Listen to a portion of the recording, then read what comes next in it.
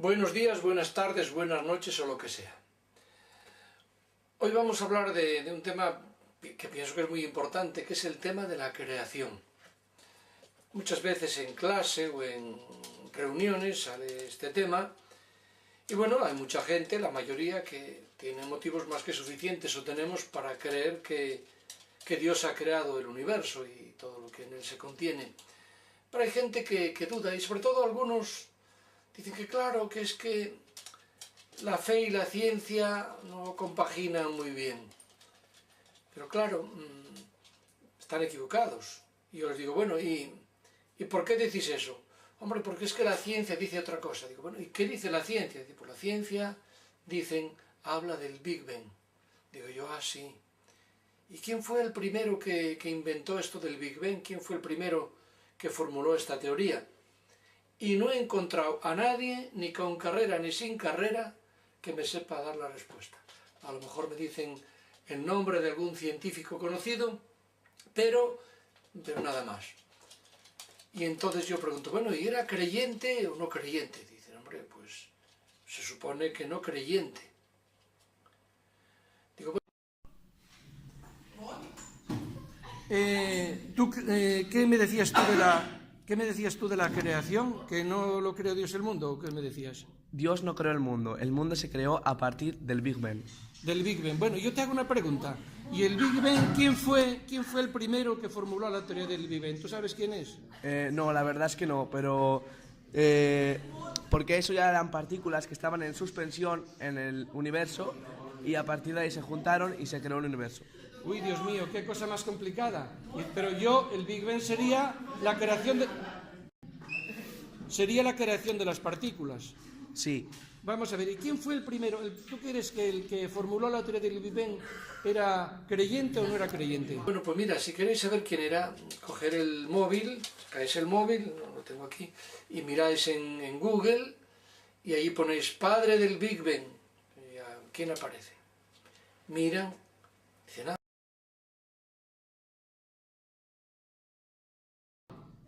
Era creyente. Y entonces, si cree en Dios, ¿cómo dices tú que el Big Bang nos sirve para decir que Dios no creó el mundo? Anda, pues algunos no saben pronunciar el nombre, dicen Georges Lemaitre, es Georges Lemaitre. Digo, bueno, ¿y qué profesión tenía? ¿A qué se dedicaba principalmente? Dicen, bueno, pues sería físico, matemático, científico. Digo, no. Digo, vamos a ver, hombre, pues buscad en Google, donde pone Georges Lemaitre, poner imágenes. Claro, quedan sorprendidos porque ven un cura, va vestido de cura, unas veces con sotana, otras con clériman. Y digo, pues mira, era cura. Digo, entonces ¿era creyente o no creyente? Dicen, no, claro, sí, era creyente. Digo, y además un buen creyente. Por tanto, no tiene razón ninguna decir que la ciencia y la fe se oponen. Porque es que en realidad son complementarias. Es como si yo quiero saber quiénes son mis padres. Tengo dos caminos. Un camino es la prueba del ADN, muy bien.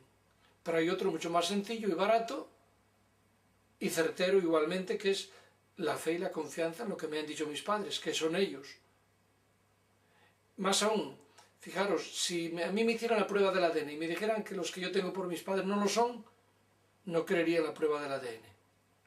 Bien, por eso digo que fe y ciencia en realidad coinciden, son dos caminos distintos para llegar a la misma idea.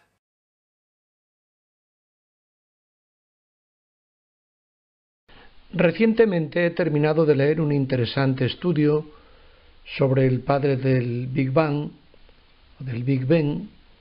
en el que se nos muestra cómo Georges Lemaitre supo conjugar perfectamente su condición de sacerdote con una profunda espiritualidad y su condición de gran científico y profesor universitario. No olvidemos que llegó a codearse con el mismísimo Albert Einstein. Por otra parte, el nombre del Big Bang se le puso precisamente en plan de burla. Fue un astrónomo que se reía de la teoría de Lemaitre. En realidad, el nombre más acertado sería el de la teoría del átomo primitivo. Si alguien puede pensar que ese origen del universo es pura casualidad, Podríamos preguntarnos a ver por qué para recrear ese instante, mediante el llamado acelerador de partículas que está en Suiza, hace falta el trabajo de tantos científicos y gastar tantos millones de euros. Hay quienes critican a la Iglesia por el llamado caso Galileo, condenado por decir que el Sol no daba vueltas alrededor de la Tierra, geocentrismo, sino al revés. El heliocentrismo es la Tierra en realidad la que gira alrededor del Sol. En realidad todo se debió a una mala interpretación de la Biblia por el pasaje en que se dice que Josué mandó detenerse el Sol. Sin embargo, ya tiempo atrás, un hombre de iglesia, un monje llamado Copérnico, un monje polaco, había formulado, sin que nadie la condenara, la teoría de Galileo, el heliocentrismo. La Iglesia no es enemiga de la ciencia. Por ejemplo, pregunto, ¿quién es el padre de la genética moderna?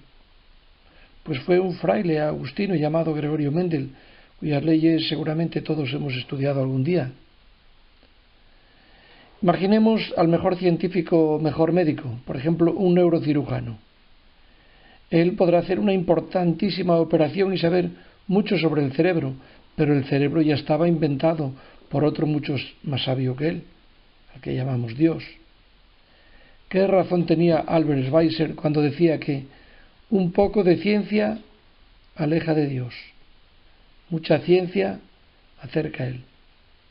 Otra cosa es que no es ético todo lo que es posible científicamente, y aquí la religión sí que puede tener una palabra crítica, pero no por estar en contra de la ciencia, sino de su utilización inadecuada.